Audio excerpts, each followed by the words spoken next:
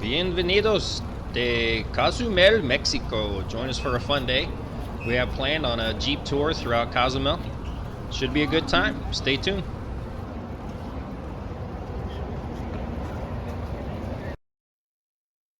I'm Dan, and this is my wife, Andrea.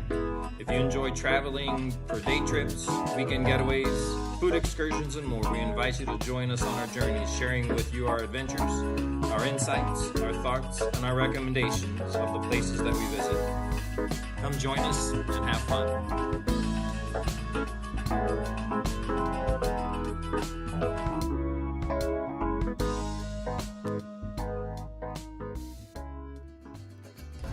Our meeting location for the Jeep excursion was a short 5-10 minute walk from the cruise port.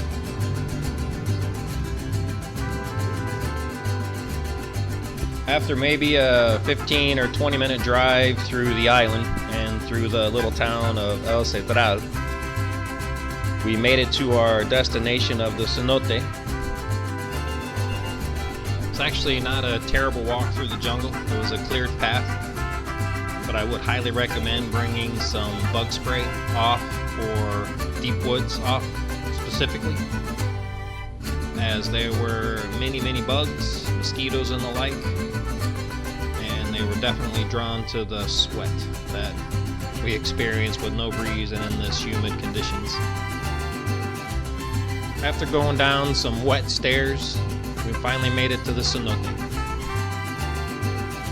Once you get to the bottom, to the cenote, the name of this cenote is El Jicatal.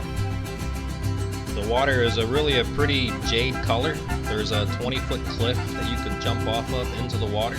The water is very cool, so it could be very refreshing. We did not do the cliff jump. I wasn't really a fan of jumping into this cenote with bats flying all over the place and bat poop in the water.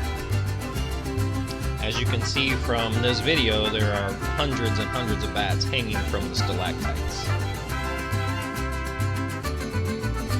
We were then off for tequila tasting.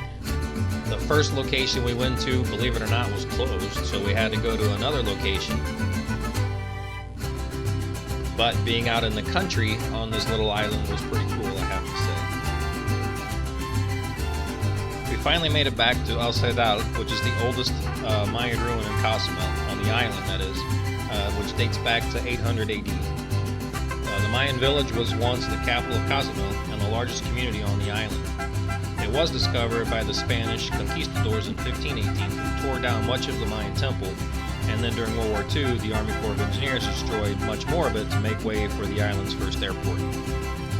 As you can see, as was the custom back in the day when Christians came, they typically built the churches, or the iglesias, next to or over all of the Mayan ruin sites, period, as you can see here. This church is an active church and holds services every Sunday. One of the things that I found interesting is that the caves used by the Mayan civilizations of the pre-Columbian Mesoamerica had religious status associated with them. Certain beliefs connected with the cave sites are also maintained by some of the contemporary Mayan communities still today. Next on our stop, our adventure, was a tequila education tasting, and as you can see, Andrea needed to take a quick dip in the swimming pool. The only one in our group to take a dip.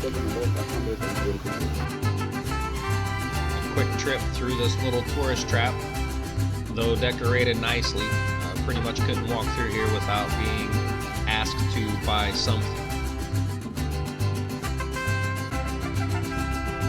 Obviously, we did do some shopping.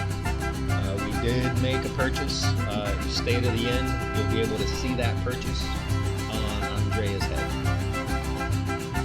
If you're still watching, please take the time to like, subscribe, and comment. It really helps our channel, and we really appreciate it. And don't forget to turn on the notification bell.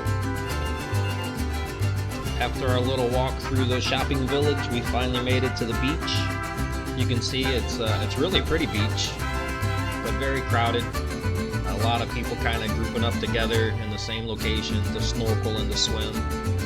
We got away from the group a little bit, went out into a little bit more of the deeper water, but the current was a little bit strong. But it was still a good time. We saw a lot of fish, a lot of coral. Still a lot of fun.